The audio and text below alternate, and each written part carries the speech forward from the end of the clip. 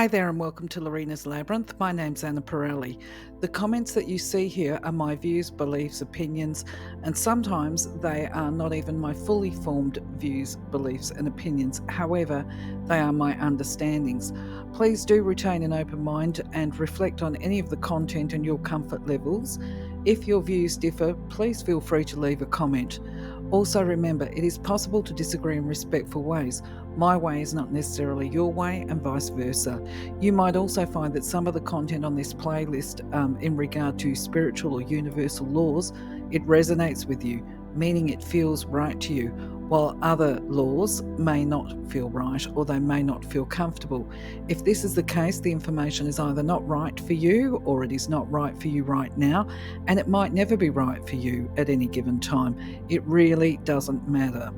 As an earthy and practical person, I can put my hand up with all honesty and say that I have at different times had the same feelings about some of the content in here. And with some of them, I still have a level of skepticism within my viewpoints, but I choose to retain an open mind about the things that I don't fully understand for a few reasons. Firstly, because I believe it would be supreme arrogance to think that we all know all of the answers while we have a body. And because what is right for one of us is not necessarily right or suitable for all of us, and I choose to respect the differences. Please do leave your opinions, beliefs. Feel free to argue the points in a respectful way with any of the content on the slides and even my interpretations. And if you feel that you can add clarity around some of the content, we would all love to see it. Thank you. For now, though, let's explore the laws. All creation is governed by law. The principles that operate in the outer universe, discoverable by scientists, are called natural laws. But there are subtler laws that rule the hidden spiritual planes and the inner realm of consciousness. Contained within these laws, or conditions, is the true nature of matter. Knowledge of these laws has an effect upon the mental urges. Mind is the builder. Stay in full mindfulness of the application of universal law as related to self and to others, and know that in love all life is given, in love all things move. In giving one attains, in giving one acquires. In giving, love becomes the fulfillment of desire, guided and directed in the ways that bring the more perfect knowledge of self as related to the universal, all-powerful, all-guiding, all divine influence in life. Love is life. When we go back, merge with the God source, in some infinitesimal but profound way, we expand the mind of God. Our higher self always points the best and most perfect way, and it is ours to listen and choose or reject what we hear. It does not blame, but patiently tries again to show the perfect way, the loving way. All of creation pushes forth. We are ever becoming. Identity ever remains. Universal Law number 68.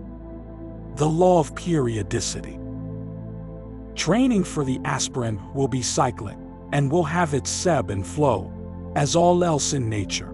Times of activity succeed times of prolure, and periods of registered contact alternate with periods of apparent silence.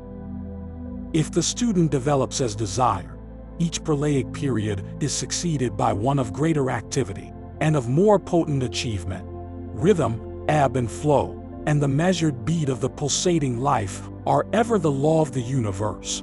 In learning to respond to the vibration of the high places, this rhythmic periodicity must be borne in mind. Right then, so it sounds like a bit more word salad for us to unpack. So obviously the word aspirant refers to a person that's seeking to access the divine and universal knowledge and to fully empower themselves as they walk this earth path. Now, clearly that makes sense. The inference here, though, I perceive, is that growth will occur in fits and starts. Sometimes there'll be periods of rapid growth and potentially other times periods of stagnation. Well, that makes sense, and I think we can all see that in our own lives. But when we refer to the nature within this law, and to seasonal development, I actually do get this and I can relate to it, because life is like seasons. We do have periods of learning that creates new growth, like the spring. Sometimes we have these periods of stepping back, like the winter, going into the cave. Other time there's phases of letting go of old information to create space for the new, so that'd be the autumn. And then in summer, it's generally, I suppose, depending on where you live, full bloom. Obviously, here in Australia, summer can be pretty intense. So I guess when we're talking about growth periods, summer can be a really fast track, fast pace part of growth, personal growth. And winter would be the hibernation and an opportunity to replenish, process the new information and really absorb it into our sense of being. Now, of course, when we look at the word pralaya, what does that mean? So I thought, well, back to basics, let's go and look at the dictionary, which kind of wasn't really that helpful because apparently pralaya has something like 26 different meanings. But if we were to condense it down into the essence of what the word means, pralaya means a rebirth. It's where everything we learn or know is extended, reabsorbed, dissolved, etc. And it is the total ending of the previous and an entry into a whole new beginning. So this is why we refer to it as a rebirth. So I guess if we were to try and simplify it, we would say, look, it's the phoenix rising from the ashes, is I would perceive to be a really easy way of interpreting it. It is a word that comes from Sanskrit, by the way, just in case you weren't aware of that. Some interpretations call it the end of the world. Well, maybe it might be the end of the world as we have known it before we go into the new growth stages.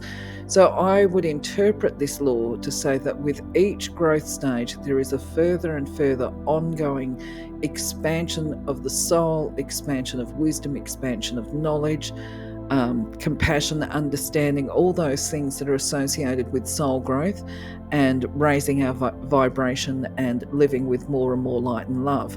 But of course, there may be more to this than what I've come to conclude. I put that little cycle, that image there with the rotating thing, because the lunar cycles are also very relevant to spiritual growth as well, actually. Very much so, actually, because we're all impacted by what's happening in the lunar cycles and the solar system and that kind of thing. But anyway, yeah, look, please do leave your thoughts. This is a very brief one. Make a comment. Feel free to expand. In the meantime, I'm going to love yous, leave yous, say thank you very much for your contributions, for being present. If you like the content, click like, click subscribe if you're new to the channel so that you can be notified when the other content goes up. And I'll catch you on the next video. Thank you. Take care. Bye-bye for now. Bye.